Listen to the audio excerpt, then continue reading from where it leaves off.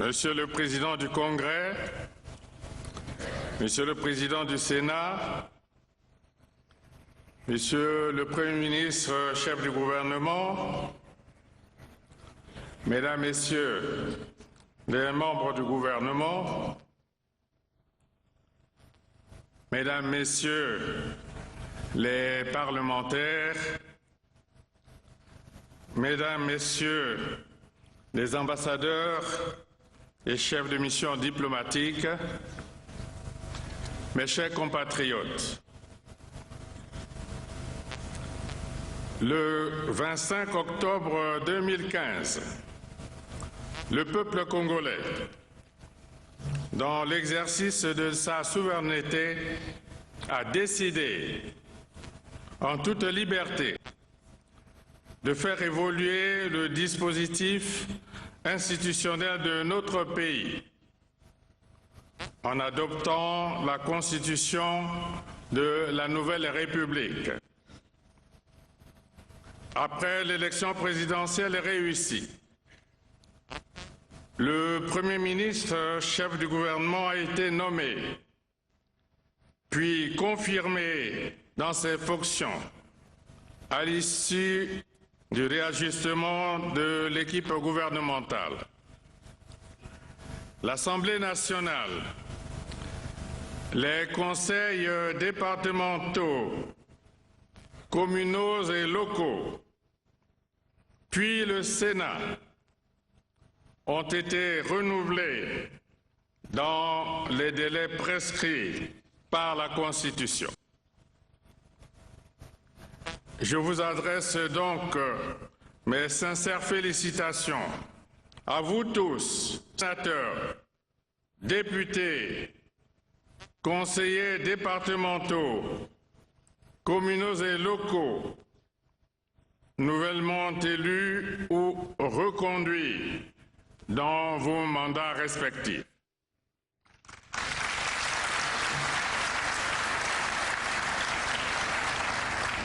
Permettez-moi surtout de rendre un hommage mérité au vénérable André Obamiitou et à l'honorable Justin Koumba qui ont conduit les destinées de notre Parlement au cours de la 13e législature.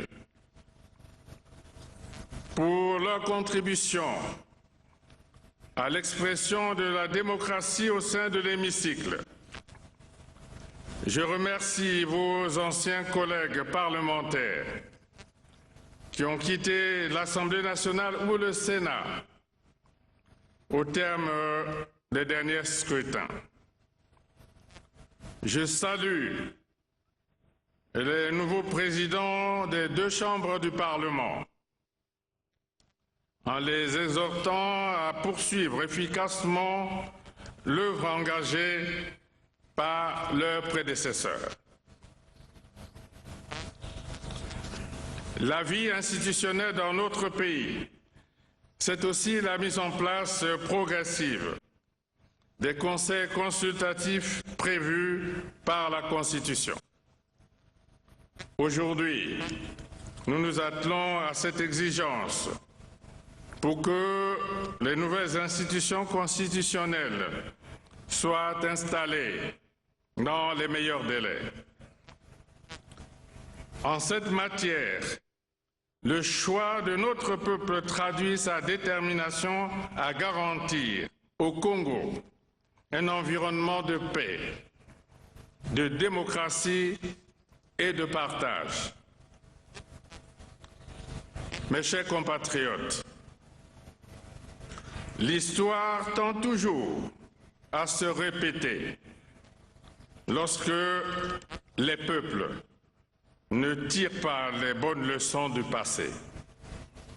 Notre pays, qui a vécu les moments de paix et les blessures des conflits, ne peut se permettre d'expérimenter à nouveau toute déflagration de violence. La paix règne sur le territoire national Bien que le Pool traverse des épisodes d'insécurité sur fond de grand banditisme aux conséquences fort déplorables, plusieurs projets importants de coopération sont compromis, à l'image de la route Gambari-Mindouli et de la cimenterie de Mindouli. De nombreux enfants privés de scolarisation pourraient être condamnés à l'ignorance durant toute leur vie.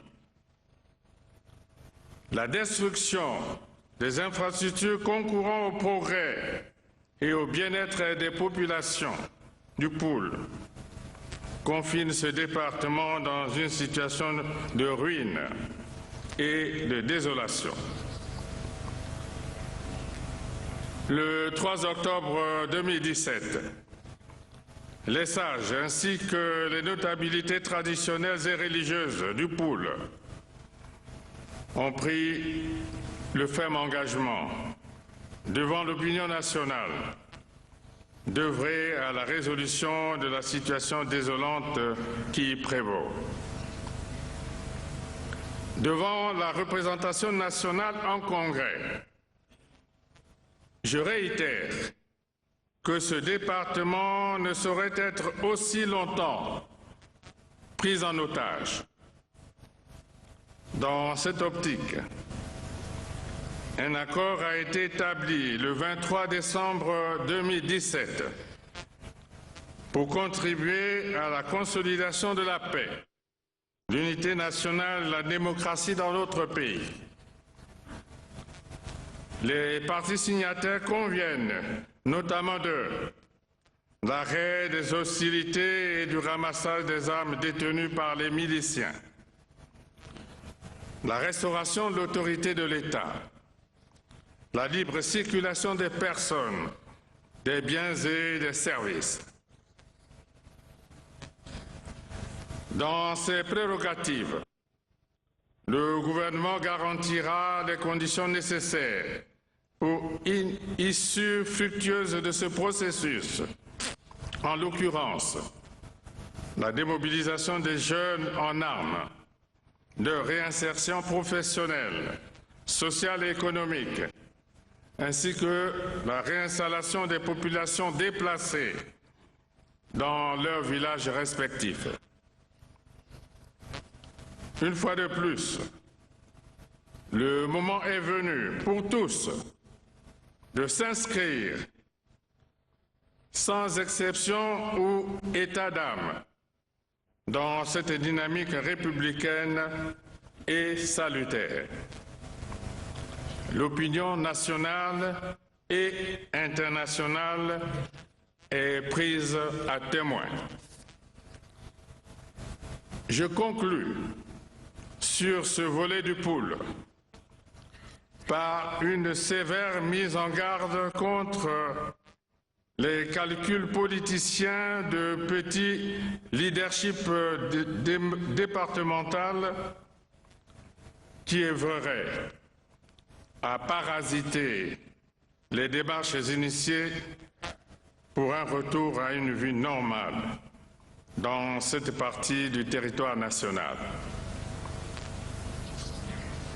Il s'agit ici de la vie des compatriotes qui n'ont que trop souffert et ne demandent qu'à vivre en paix. Mes chers compatriotes, tributaire en grande partie des cours pétroliers, notre pays connaît des difficultés conjoncturelles évidentes.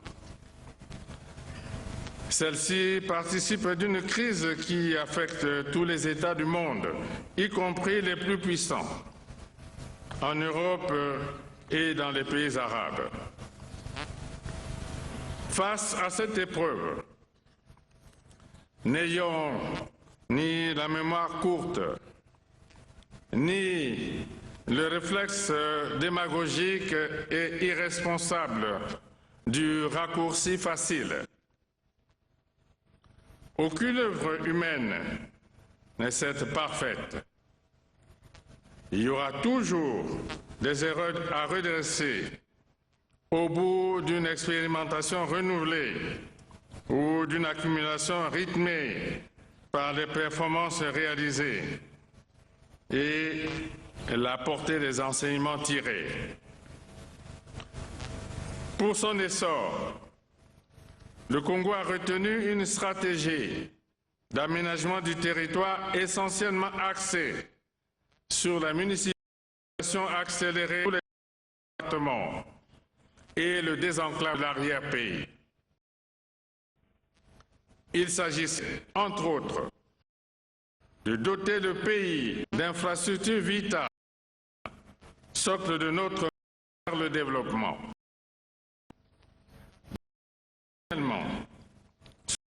A permis de lever la plupart des contraintes pour créer des conditions permissives du progrès. Indépendamment de la municipalisation accélérée, un ensemble de projets structurants a été réalisé en mettant le pays sur le cap de l'industrialisation et de la modernisation. Pour ne citer que la construction de la route nationale Pointe-Noire, Brazzaville, Ouesso, l'installation des aéroports dans tous les chefs-lieux des départements, l'implantation du barrage hydroélectrique d'Imbolo, la réhabilitation et la construction des lignes très haute tension, l'édification du barrage électrique de l'Iweso.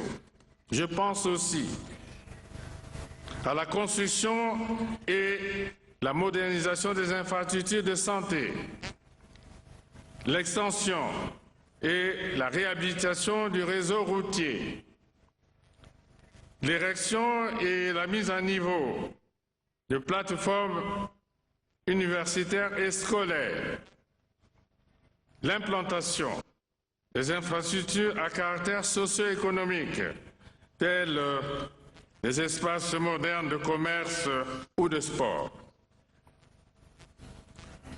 Sans occulter les faiblesses de son parcours, le Congo se transforme et nul ne peut raisonnablement nier les avancées louables enregistrées.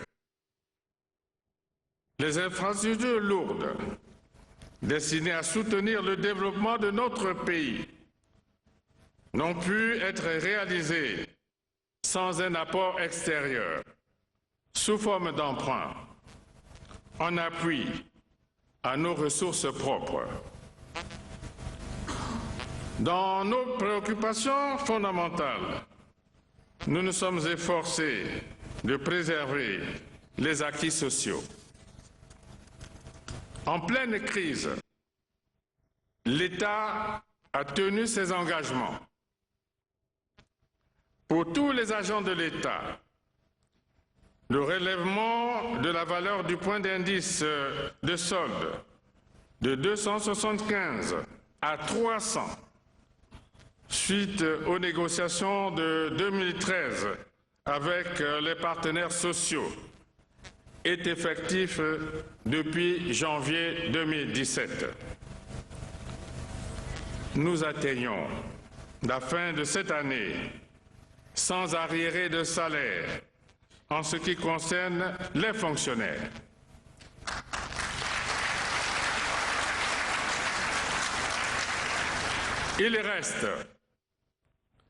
Il reste que la prise en charge des agents de l'État admis à la retraite et le paiement de leurs pensions constitue un défi majeur qu'il nous faut impérativement relever. Nous sommes sensibles au service rendu à la nation et au sens patriotique de nos compatriotes agents de l'État à la retraite. Nous sommes conscients de leur sacrifice. L'État s'emploiera à honorer ses engagements vis-à-vis de cette composante essentielle de notre peuple. ces arriérés constituent une créance sûre et exigible. S'agissant des pensions, j'interpelle surtout certains établissements publics qui prélèvent les cotisations mais ne les reversent pas aux caisses de sécurité sociale, ceci pour financer leur fonctionnement. Cette attitude ne peut permettre aux travailleurs ayant cotisé durant toute leur vie active de jouir de leur pension à la retraite. Je demande au gouvernement de mettre instamment fin à cette pratique malveillante. En tout état de cause, la solution adéquate et durable réside dans la réforme du système de sécurité sociale à laquelle nous accordons toute son importance. Nous ne pouvons ignorer la grande tempête qui a secoué les structures à budget de transfert, notamment le centre hospitalier universitaire de Brazzaville et l'université Mariangouabi. Tout en comprenant les revendications légitimes et justifiées des uns et des autres, aucune motivation ne peut rendre insensible le personnel médical, notamment les médecins, pourtant astreints au serment d'Hippocrate devant la nécessité de sauver une vie.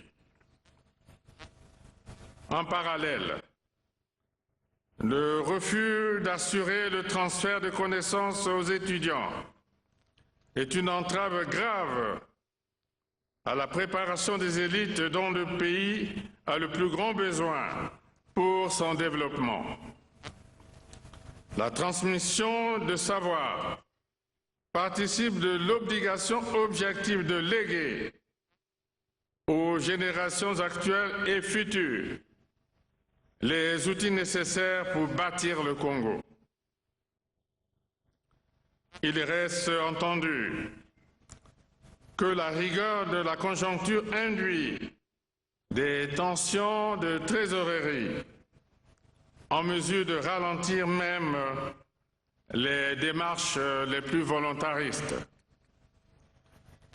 Pour tout dire, un service minimal a été assuré au niveau du fonctionnement de l'État. Même dans cette situation de crise, la volonté soutenue de poursuivre l'exécution des projets emblématiques demeure intacte. En l'occurrence, la construction de la ligne haute tension pour desservir la zone industrielle de Maluku, appelée à abriter une quinzaine de petites et moyennes entreprises. La mise en valeur de la zone économique de Pointe-Noire avec la construction du port minéralier qui s'inscrit dans l'option de la diversification économique et la création d'emplois. Les projets porteurs déjà réalisés dans le cadre de la restructuration de l'économie nationale. À ce titre, notre pays dispose à présent de 4 cimenteries qui ont permis de réduire le prix du sac de ciment de 12 000 à 4 000 francs CFA. Mes chers compatriotes, notre pays dispose d'avantages certains et suscite beaucoup d'intérêt. L'horizon invite à l'optimisme. Les négociations avec le Fonds monétaire international augurent d'une issue encourageante. Il s'agira de remettre en ordre les bases d'une croissance soutenue, durable et inclusive grâce notamment à des ressources additionnelles. Compte tenu de ces atouts, le Congo reste attractif pour l'investissement étranger. J'évoquerai volontiers l'inauguration récente de la nouvelle cimenterie implantée dans le district de Yamba, département de la Bouenza. Ce complexe a été mis en exploitation avec plus de 350 postes de travail fonctionnels, un potentiel effectif d'emploi direct et indirect et une perspective favorable d'exportation de ciment. L'usine des polymétaux à Fouati, dans la Bouenza, et les grands moulins du Kwilu, à Vindoulou, valorisent notre tissu industriel. De ce fait, la mise en valeur de nos matières premières hors pétrole doit constituer un des axes d'action prioritaires pour le gouvernement. Il nous faut nous organiser davantage pour accélérer l'entrée en production de la fonderie du Congo à Dolisie, dans le Niari, des unités industrielles de Maluku, dans le Poul, de la Congolaise des panneaux solaires à Oyo, du complexe industriel céramique de Bakwa dans la Cuvette. Parmi les défis qu'il nous faut relever figure l'offre alimentaire insuffisante en denrées de base. Malgré l'importance des ressources financières allouées, le secteur agricole s'est régulièrement illustré par des résultats mitigés. L'autosuffisance alimentaire annoncée durant plusieurs années ne doit plus être un slogan creux qui renvoie à un sentiment permanent d'échec et d'impuissance. Pourtant, cet objectif reste entièrement à notre portée. Le Congo bénéficie de la générosité de la nature, avec une hydrographie suffisante, une pluviométrie abondante, relativement équilibrée sur l'année, un ensoleillement appréciable, 12 millions d'hectares de terres arables et un maillage routier permettant d'accéder aux grands centres de consommation. Dès le début de l'année 2018, il importera de décliner les signaux de notre ferme volonté d'aller vers cet objectif essentiel. D'ores et déjà, à l'occasion du Conseil des ministres du 27 décembre 2017, le gouvernement a opté pour la relance à grande échelle des programmes de culture de bananes, manioc et cacao. Pour le développement de l'agriculture, les financements inscrits au budget de l'État, exercice 2018, devront être mobilisés de manière effective. J'y veillerai personnellement. Par la production agricole, s'articuleront la mobilisation des populations, la circulation de la monnaie et le développement rural. Des progrès significatifs sont possibles si notre organisation, dans l'aspect agricole, est portée à son fonctionnement optimal. Ce programme de culture du manioc, de la banane et du cacao doit être exécuté dans la perspective de techniques modernes, à savoir l'irrigation des zones de production et la mécanisation pour des rendements plus importants.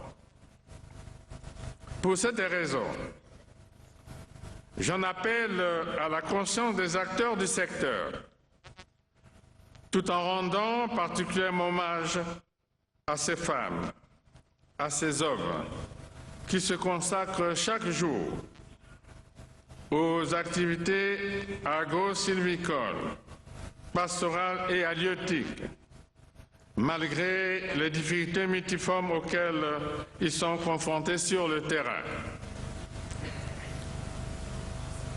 Dans le domaine de l'environnement, de la lutte contre les changements climatiques, du développement durable et de la protection du bassin forestier du Congo, notre pays a initié le Fonds bleu pour le bassin du Congo, qui a donné lieu les 8 et 9 mars 2017 à Oyo à une conférence internationale et la signature d'un mémorandum d'entente par 12 pays.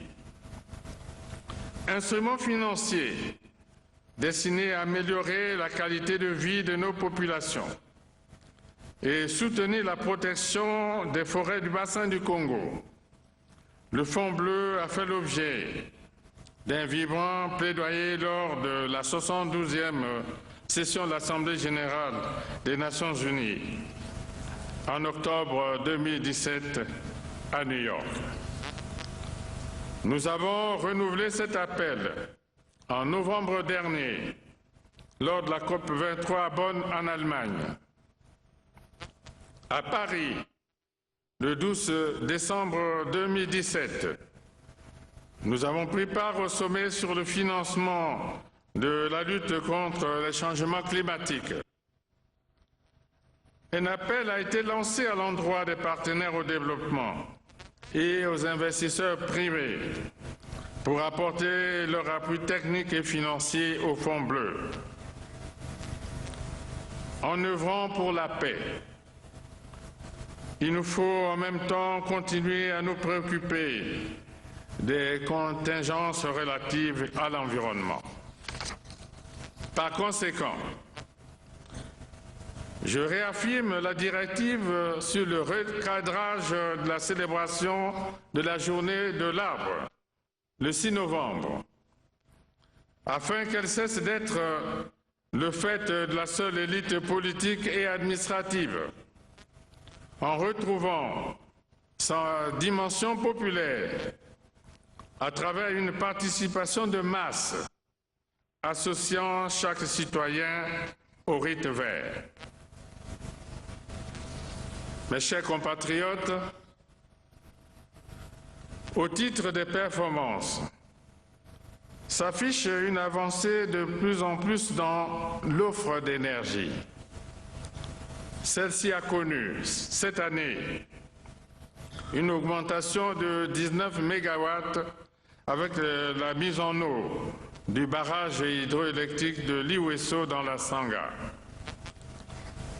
De son côté, la centrale électrique du Congo va renforcer sa puissance et passer de 300 à 450 mégawatts, alors que la ligne Mukokulu, Mabombo, Mayeye, Sibiti a été mise sous tension.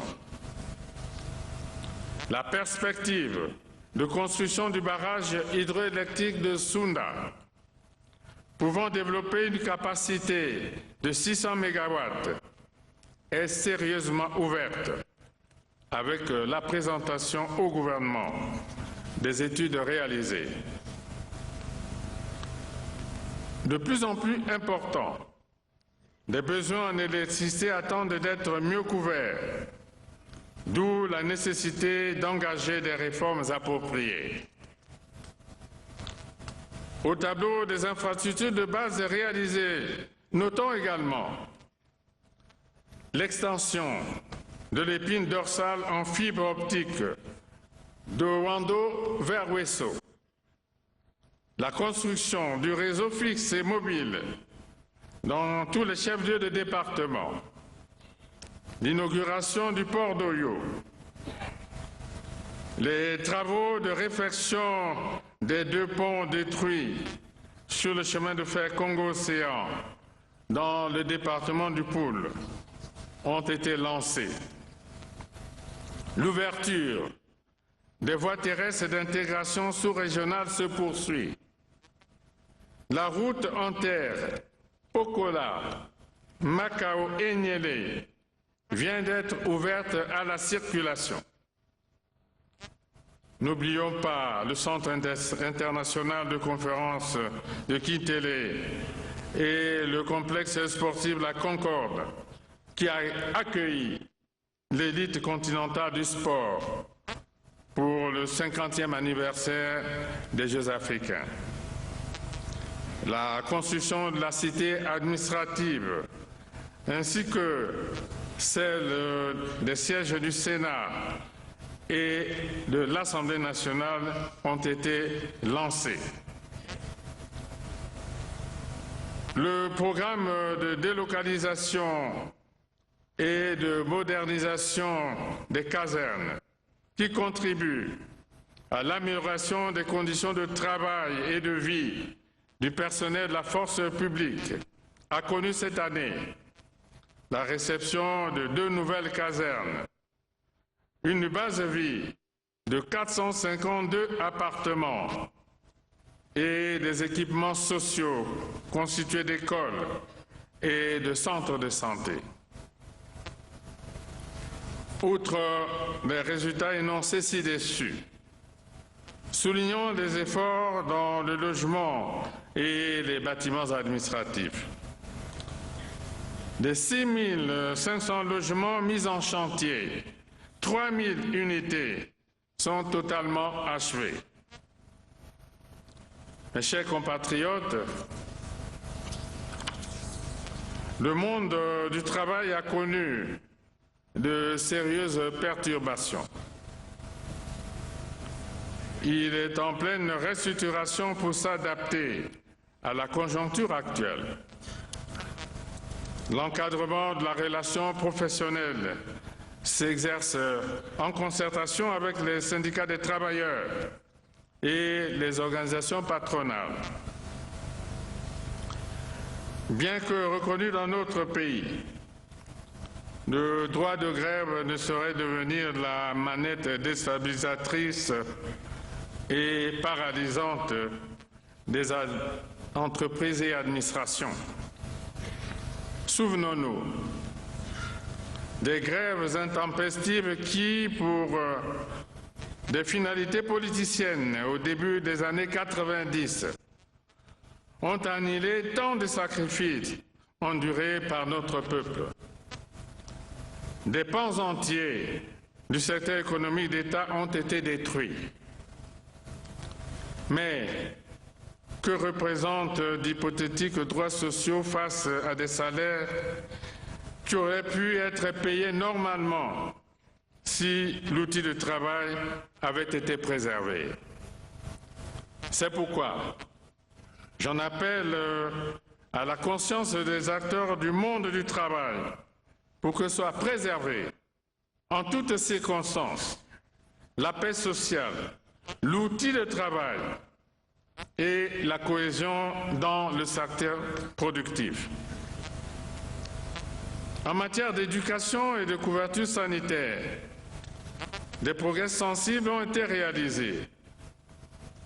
Après une période préjudiciable de flottement, le système de formation de notre pays renoue avec l'organisation maîtrisée et fiable des examens d'État. La multiplication des opportunités de formation des formateurs présage d'une meilleure prise en charge pédagogique des élèves et étudiants, ainsi qu'un effort de professionnalisation plus important. La formation professionnelle bénéficie dorénavant des centres d'éducation, de formation et d'apprentissage à Brazzaville, Pointe-Noire et Dolésy. Dans le même ordre d'idées,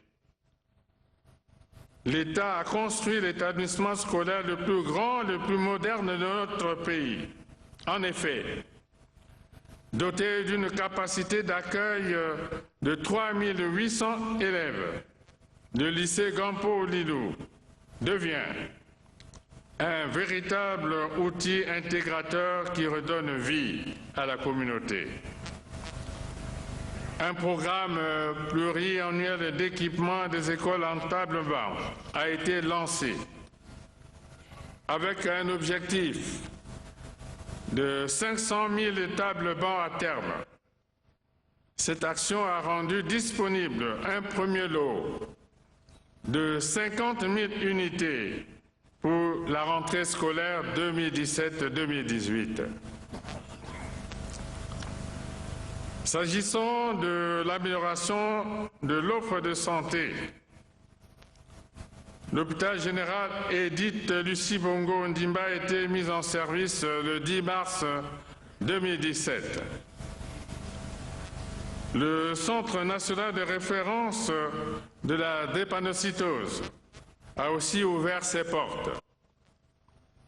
La question du médicament a fait l'objet de la création d'une centrale d'achat de médicaments essentiels et autres produits de santé.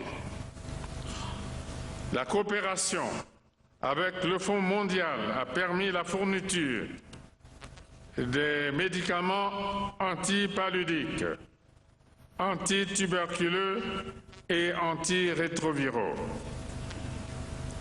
Les secteurs éducatifs et sanitaires, ces piliers du social, bénéficieront toujours de notre attention.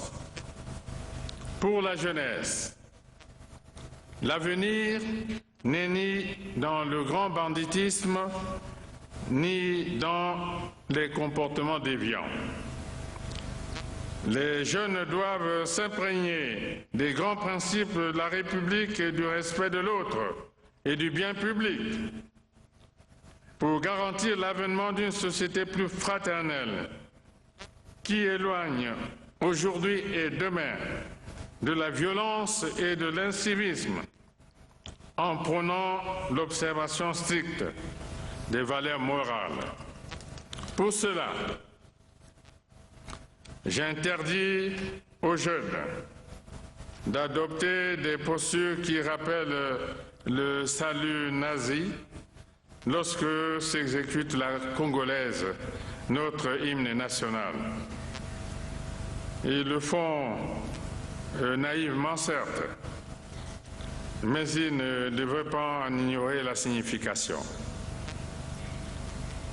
Je rassure que le gouvernement s'attelle, en fonction des ressources disponibles, à offrir les conditions qui prédisposent à l'épanouissement des jeunes générations, notamment la formation et la création d'emplois, surtout que la jeunesse est au cœur de notre projet de société. Mes chers compatriotes, en parlant de la rupture en 2016, j'invitais à la dénonciation et à la cessation avec les antivaleurs qui constituent un véritable frein à la marche vers le développement. Très vite, ce mot d'ordre a été tourné en dérision, même à des niveaux responsables. Aujourd'hui, rupture serait synonyme de crise.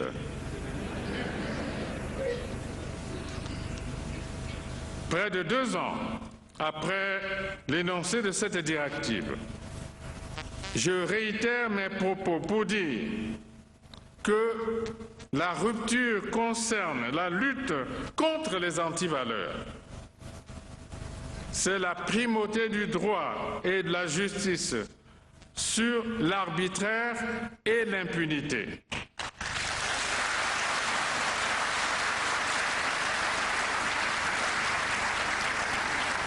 Ce postulat tire son objectivité de l'application du principe de la sanction.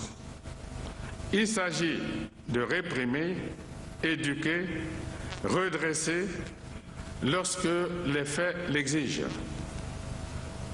Face à la fraude, à la corruption, à la concussion, le trafic d'influence, le laxisme, sanctionner restera la pierre angulaire de la gouvernance. Sur l'autel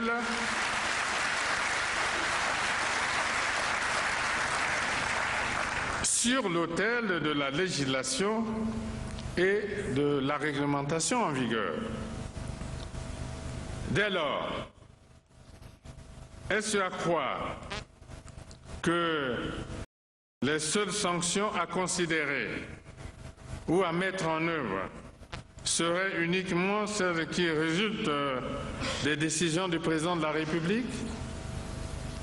Dans notre pays, aucune disposition n'interdit au procureur de la République de se saisir des dossiers délictueux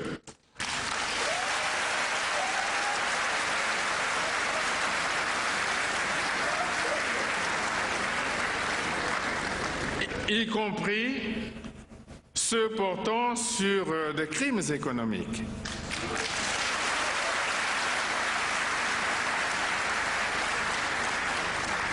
Les conseils de discipline ont disparu des pratiques rigoureuses de gestion et de bonne gouvernance.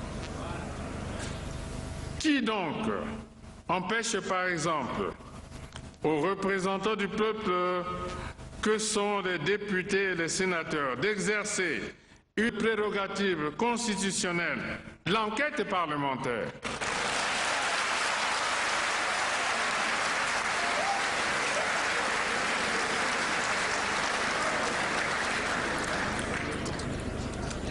En tout cas, pas le président de la République.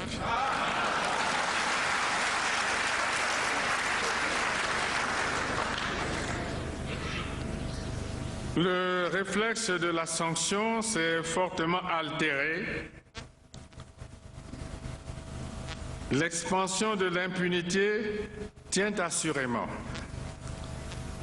du clientélisme et du fait électoraliste exacerbé au nom d'une interprétation erronée de l'exercice démocratique par la mauvaise gestion du pluralisme politique dans notre pays, la recherche effrénée d'assises, d'influence, de leadership qui consacre la faiblesse des uns et des autres devant la nécessité de la sanction.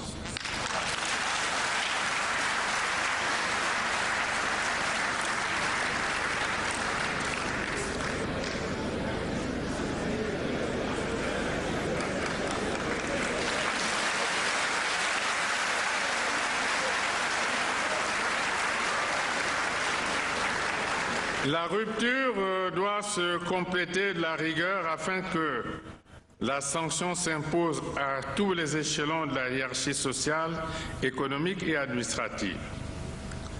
L'application stricte de la loi, dans toute sa rigueur, redonnera à la rupture son sens le plus profond et reconnaîtra à la République son devoir protecteur de la vertu, l'État se chargeant chaque jour de traquer les antivaleurs.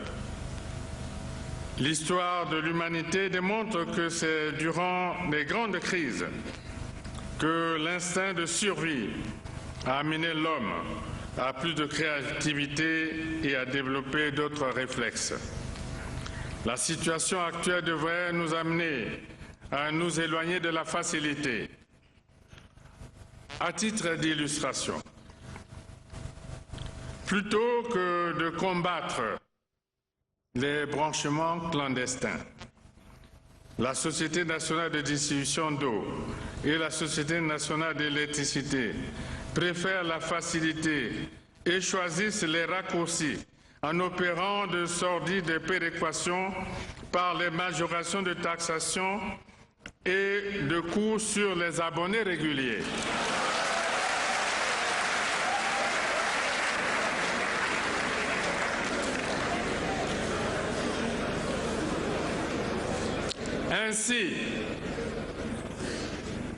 Ainsi, d'honnêtes compatriotes payent le prix de l'incivisme de certains citoyens. Aucun peuple ne s'est affranchi en dehors du travail.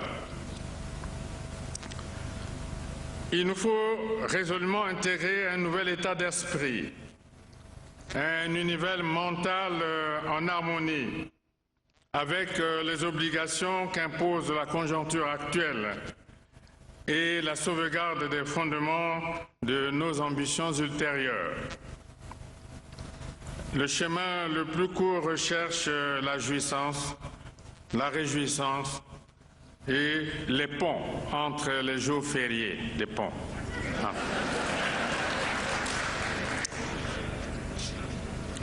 Même les moments douloureux, comme les obsèques, sont exploités, transformés en instant de jouissance dans une société comme la nôtre, qui a depuis toujours observé le culte de ces disparus. Nous devons promouvoir l'excellence afin que l'intelligence collective sécrète des nouveaux modes de pensée et d'agir. Sans créativité, comment nos ancêtres auraient-ils réalisé que la crotte des chèvres était un intrant agricole capable d'accroître leur production? Sauvons-nous nous-mêmes. N'attendons pas que le salut vienne d'ailleurs. C'est ce qui fera que nos partenaires se mobiliseront pour nous aider davantage. La créativité, c'est entre autres organiser l'informel pour qu'il soit protégé par la loi et placé à l'abri des racketteurs. Ceci pour l'amener à contribuer à l'essor de notre économie. Pour matérialiser notre détermination à consolider l'état de droit, j'annonce la tenue imminente du Conseil supérieur de la magistrature. Ces assises nous offriront l'opportunité d'examiner des possibilités d'insuffler plus d'efficacité à la justice et de combattre la corruption qui gangrène cette institution.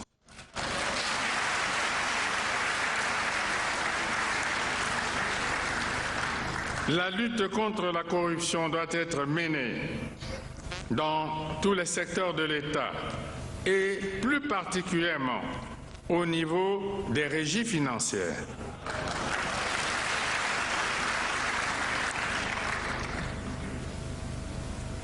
Puisqu'il est question de la justice, tout en respectant le principe intangible de la séparation des pouvoirs prescrit par la Constitution, j'émets le vœu, en tant que garant des institutions, que s'ouvre, courant premier trimestre de l'année 2018, le procès des citoyens actuellement en garde à vue prolongée, accusés d'avoir troublé l'ordre public ou porté atteinte à la sûreté de l'État au terme des scrutins référendaires et présidentiels de 2016. Mes chers compatriotes, le Congo tient son rôle et sa place dans la promotion de la concorde, l'amitié et la solidarité entre les peuples. Notre diplomatie recueille les dividendes d'une action de grande envergure, structurée et intense. La politique de bon voisinage au niveau bilatéral et les consultations régulières, voire permanentes, au plan multilatéral, donnent à notre pays une dimension et une posture internationale incontestable. L'Afrique a besoin de paix. Le règlement des conflits sur le continent a requis notre disponibilité et notre engagement panafricaniste. Dans ce cadre, notre pays a abrité le 9 septembre et le 26 novembre 2017 à Brazzaville, respectivement, la 4e réunion du comité de haut niveau de l'Union africaine sur la Libye et celle du Haut Conseil des villes et tribus libyennes. Ces rencontres ont permis, entre autres, de relancer le dialogue interlibyen. Le processus de retour à la paix dans ce pays évolue dans la bonne direction et nous nous en réjouissons. En outre, le Congo a accueilli le octobre 2017 le 7e sommet de la conférence internationale sur la région des Grands Lacs, ainsi que la 8e réunion de haut niveau du mécanisme de suivi de l'accord cadre pour la paix, la sécurité et la coopération pour la République démocratique du Congo et les Grands Lacs.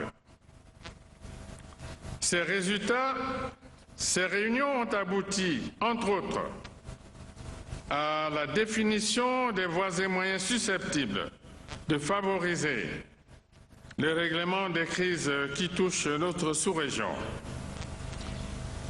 Dans cette optique et en qualité de président en exercice de la CIRGEL, j'ai conféré avec les chefs d'État de l'Angola et de la République démocratique du Congo le 9 décembre 2017 à Brazzaville.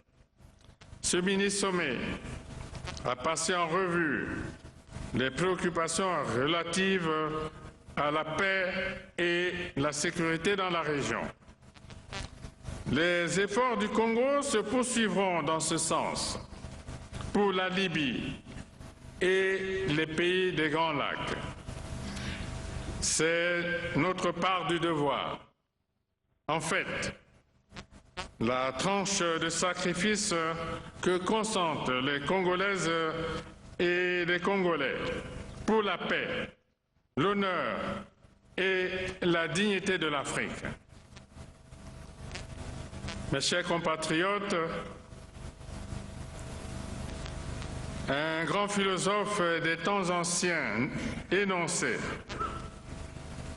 qu'aimer ce que le peuple aime et avoir en aversion ce qu'il a en aversion, cela s'appelle être le père du peuple. Fin de citation. La situation préoccupante de notre pays impose aux dirigeants, à quelque niveau qu'ils soient, de faire preuve d'humilité et de solidarité avec le peuple en renonçant à toute ostentation. À ce sujet, je renouvelle les instructions inhérentes à la nécessité de réduire la fréquence des missions à l'étranger et la composition des délégations.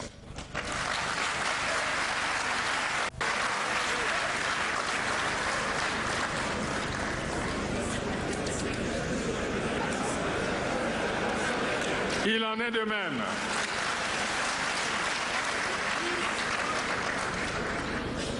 en est de même de l'usage abusif des véhicules administratifs et de services. Ce rappel annonce d'autres mesures et réformes visant la réduction du train de vie de l'État sur lesquelles doit se pencher sans délai le gouvernement. La crise doit nous aider à rectifier certains comportements. Je répète, la crise doit nous aider à rectifier certains comportements.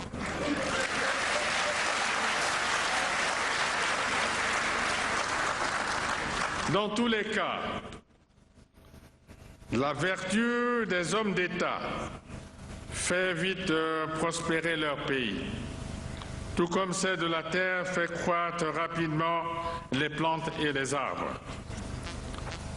Le Congo n'est ni un village, ni une île abandonnée.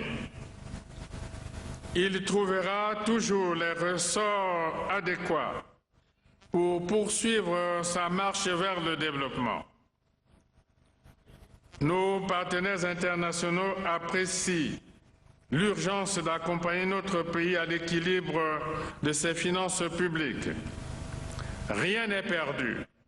Bien au contraire, l'espoir est permis.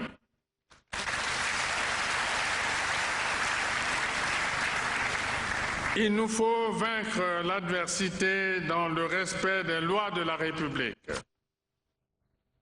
Par-delà cette exigence, dans quelques heures, s'affichera l'année nouvelle 2018 avec son lot d'espérance. À l'ensemble de notre peuple et à vous-même ici rassemblés, je souhaite une bonne et heureuse année 2018. Que chacun trouve à travers ses vœux le réconfort nécessaire à la motivation suffisante sur le chemin de notre avenir commun. Vive le Congo, vive la République. Je vous remercie.